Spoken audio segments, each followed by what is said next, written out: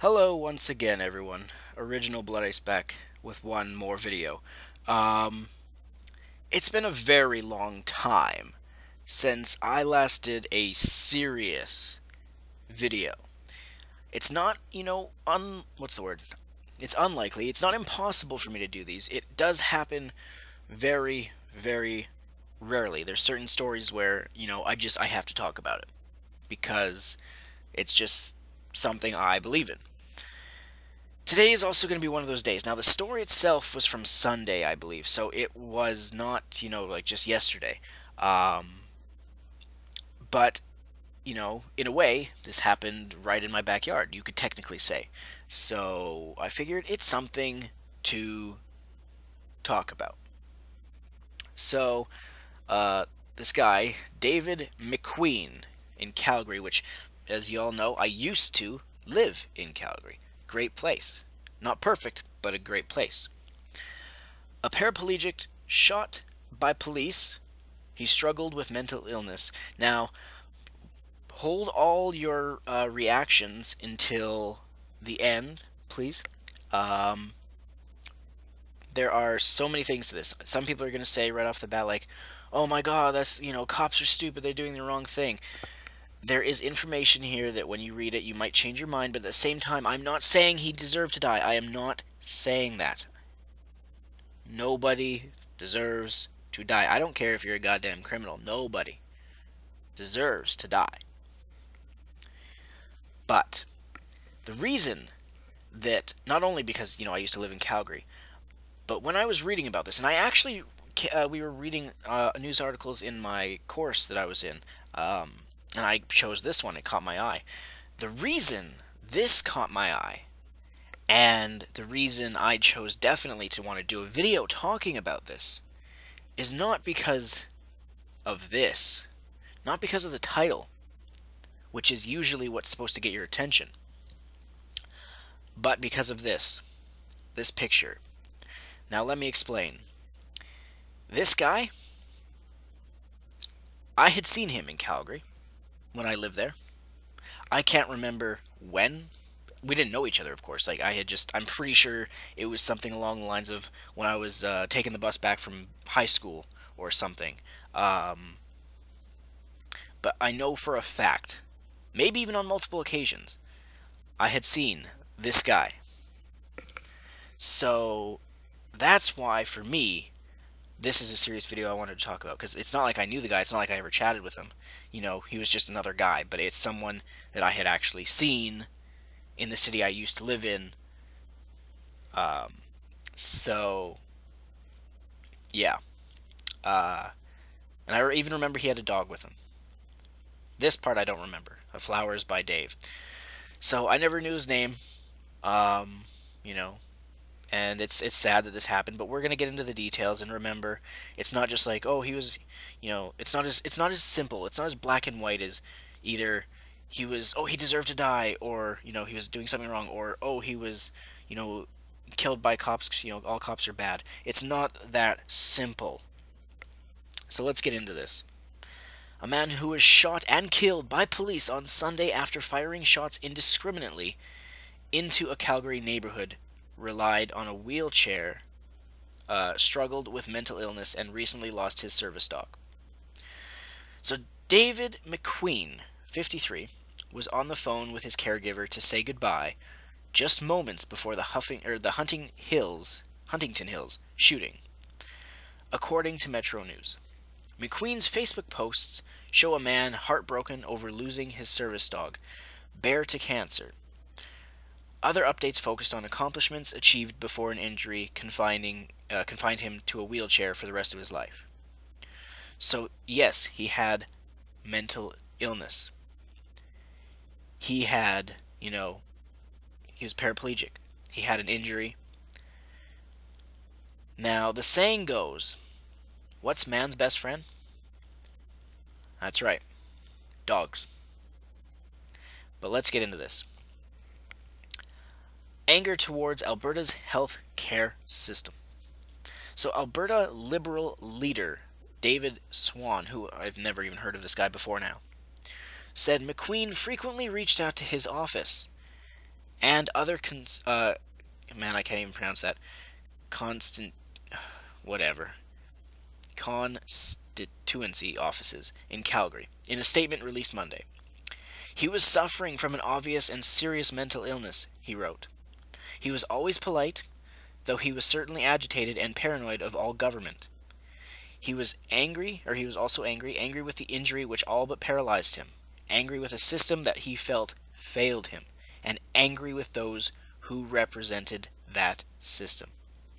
So no, yes, he had, mental issues. Yes, he was a paraplegic. Yes, he, had a gun and did something he shouldn't have. But he wasn't a bad guy. He was always polite, apparently, you know. And he had, when you combine a mental illness with a paranoia of, the government didn't help. The government is supposed to help people and look out for people, and then you feel that it fails you. I could never understand how that would feel. I don't think most people would. But there's a picture of him way back as a kid. So David McQueen pictured winning a baseball medal during his childhood in Windsor, Ontario. I guess that's from his Facebook page. On his Facebook page, the Windsor, Ontario-born man shares happy memories of his childhood, catching tadpoles, Christmas with his grandparents, a newspaper clipping of the time he threw a no-hitter in a Little League tournament. In a kindergarten report card, a teacher describes a young McQueen as bright, but noisy and pugnacious. I haven't heard the term pugnacious in a long time. In one post, McQueen proudly shares a letter he received from Bobby Orr in 1969 from my hero as a 7.5-year-old kid, McQueen writes. So in 1994, McQueen broke his neck diving into Calgary's shallow Sycamore, I don't know how you pronounce it, I'm not good with these things, Sycamore Lake, a popular man-made summer destination he was visiting with his sons. There he was, in his younger days. Then in 2001, a judge ruled McQueen was at fault for his injuries after he tried to sue the province of Alberta for $4 million, according to the Calgary Sun. Now, first of all, if he felt that it wasn't his fault and he was suing, he was in the right. If the judge felt otherwise, then whatever. This is not a blame game. There's no blame in any one person in this story. I just want to be clear. I'm not doing a rant. I'm not doing the blame game. Although at the end there will be a blame, but you'll understand where I'm going with that later. So yeah, there was him and his son. So McQueen and one of his sons, anyway, I should say, shortly after his accident, that's when that picture was. So for years, McQueen tried to keep busy by operating a flower cart he pulled behind his wheelchair, which you might think, like, oh man, that's depressing, that's sad.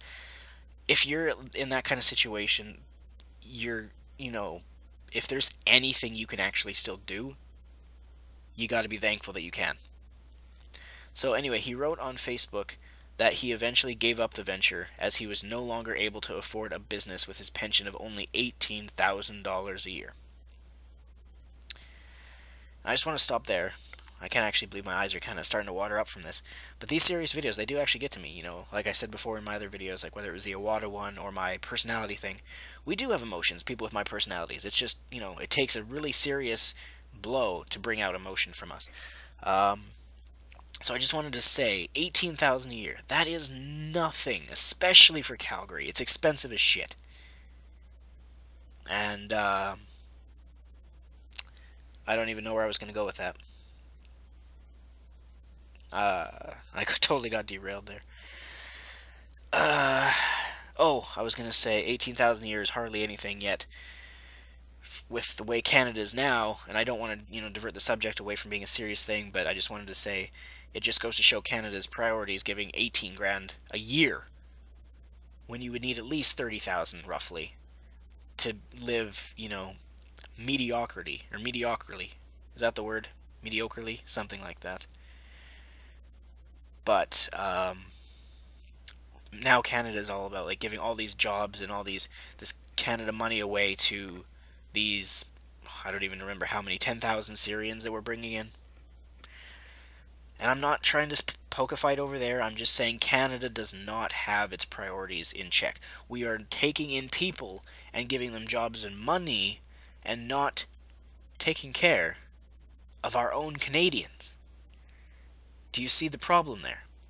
And yes, this is just one guy. You could say it's just one guy, you know, but the fact is the principle is true.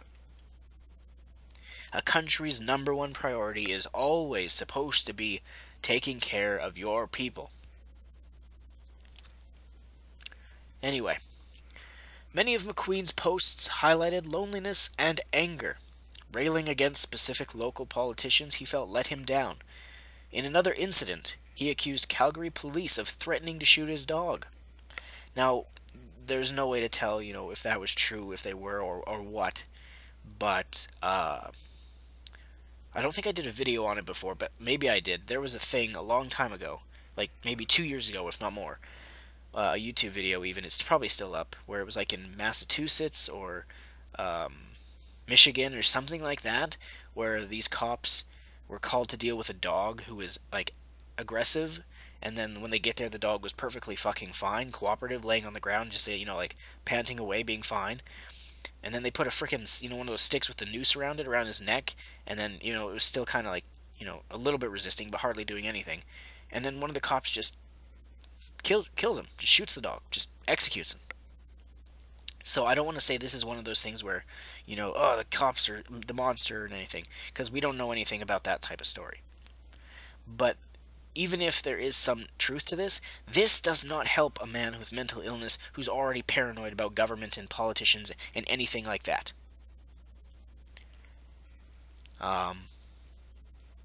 So anyway, neighbors in the Huntington Hills told the Calgary Herald that McQueen in recent years became reclusive. One said his wife was frightened of McQueen. Another burst into tears at the news of his death, describing him as a sweet man. So, there's different sides to the story. You're never going to get, you can't just read a story and have one side. And again, like I said, I'm, 99.9% sure I saw this dude once, at least once, when I was in Calgary. Just roaming around or whatever it was. And from what I remember, he was just minding his own business, So, um, so yeah, his service dog was called Bear, and that name definitely sounds familiar. Uh, so McQueen's happiest posts concern his black Labrador, Bear, who he describes as my only trusted best friend forever, since 2008, which is the year I graduated high school. Back then. Bear died from an abdominal cancer 2 weeks before the shooting. So after he lost his dog, he was just lonely because there was no one to talk to. I mean, granted, he apparently had his wife and kids, but I don't mean to take away from actual family, but there's a reason dogs are man's best friend. They are the most loyal, what do you call it, animal that you can have. So, even if, like, people go crazy when their parent, or not their parents, when their pets die, even if you don't have mental illness. So, you can just imagine someone like this guy, this, what was his name, David McQueen, losing basically his only link to sanity. The only thing that he thought really he could rely on and trust. And fuck, here I go tearing up again. I don't even know this guy very much. Like, geez, it was like one or two times I saw this guy, and it's having this much of an effect on me. It's pretty crazy. But anyway, he became lonely because there was no one to talk to, said Isabella Templeton, his longtime caregiver. So, like, the person who helped watch out for him and take care of him and stuff, with CBC News. So the shooting on Sunday, police were called to McQueen's house just after 4 p.m. The service received a 911 call that a Calgary Transit bus driver reported a shot fired into the bus that narrowly missed the driver. Police Chief Roger Caffin, I don't know, said at a Monday news conference, bullets also hit nearby residencies. So I guess, or wait, residences? Yeah, so I guess no one actually was hit. Police said in the news release that the suspect was indiscriminately firing shots into the neighborhood, so he wasn't actually aiming at anyone. He just kind of, snapped, I guess, and just bang, bang, bang around. I'm not defending his actions, but at the same time, you have to be able to, this is where my analytical skills come in, where you analyze, you read the information, you analyze, and you can actually logically understand why things happened. So anyway, several attempts were made to resolve the situation peacefully. However, the suspect, so David McQueen, exited the residence and the situation escalated, said Chaffin. So again, this should not have been how it went down. But unfortunately, it just got to the situation, or to the point where it did. So according to Alberta's Serious Incident Response Team, which that doesn't even sound like a legit thing, a man in a wheelchair left the house armed with a handgun, which is weird because this isn't in the States. Canadian things like this, that doesn't happen very often where it's involving a gun. But even the same thing, and I hate to do this, like drag up the States thing, but in the States it's always like, a school was targeted with a gun, or, someone individually or whatever. This guy, when he shot before, it was just randomly shooting around. So, uh, he confronted the police. Police shot at McQueen, and he was later pronounced dead at the scene.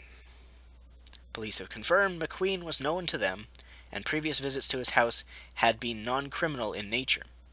So, the police were familiar with him.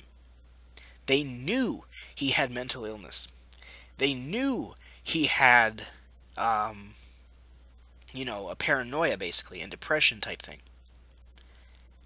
And yes, I understand the whole point where, even if you're a cop or whatever, if a guy is pointing a gun at you and you feel your life is in danger, then you're supposed to shoot. But I don't believe it's your job as a cop to shoot to kill. It's like shoot to disarm or whatever, make it, so you, as a cop, it's not your job to kill people, They could have shot at his hand, shot him in the leg or something like that. Although maybe he wouldn't feel it with being a paraplegic. I don't know. And if they did the research from before, how apparently, like when he was shooting before, he wasn't aiming at anyone in particular to kill. He wasn't trying to shoot anyone, just shooting randomly, just frustrated, just snapped. But no. The cops decided to shoot him. So, it's sad. So, there has to be real change, and soon. The Alberta Liberal leaders, this is the guy we talked about before, Swan or whatever, says McQueen is a sad example of the need for change in Alberta's mental health system. Swan said on Monday, as the co-chair of Alberta's Mental Health Review, he has heard a number of stories just like McQueen's. Very, very few of these, this is key information, very, very few of these individuals will ever wind up in a situation where they hurt others. But Alberta has now seen several incidents involving people suffering from mental health problems. This is the key thing. There has to be real change, and soon. So, a lot of people will say like, "Oh, John, he's an asshole, an arrogant bastard." Yeah, I've said that time and time again. But again, there are instances where you will see I can show emotion. Where things do matter and get to me, and this is one of those times. So, Swan said on Monday, I read that already. He said, "My thoughts and condolences go out to David McQueen's family and friends, and to those police officers involved in the tragedy. No offense to the cops, but you guys were perfectly fine. You weren't injured. You killed him, so there's no really need to condolence the killers in a way. But I mean, that's the politically correct thing for him to do as his job, so whatever. My thoughts are also with those, like my staff, who interacted with Mr. McQueen and are left today feeling they could have done more." Exactly. They had dealt with him before. They had known him. They knew he had problems, and this whole thing could have been prevented. It really could have. If people just got the help. But Canada, and I can't blame it just on Trudeau because he's just, the more recent problem, but Canada needs to focus on taking care of its people. Everyone, not just, the rich or whatever. At one point, Canada was like top tier, like one of the best places, like top two, top three places in the world to live. It's still better than the States, but I mean, things are slipping. Anyway, Swan said the government's review of the province's mental health system is currently being handled by Health Minister Sarah Hoffman. I don't know who she is, but that's good that it's being looked into. The final report, which is due to be released to the public in the coming weeks, is said to have suggestions for dealing with Alberta's struggling mental health system and increased suicide rate. Um, First of all, don't let someone with mental issues have a gun, is the first thing. Second of all, don't just dismiss them. If they actually are able to come seek help from you, and then, don't blow them off. It's that simple. Sit down with them, talk with them. People would be amazed at how effective just talking is to someone. It's fucking crazy. Sounds so simple, but it really is, helpful. Well, I don't have much more to say. It's a sad story. I felt like sharing it. It's a serious story. Canada, you gotta fix your shit. Can't have this type of stuff happening. We'll see y'all in the next video.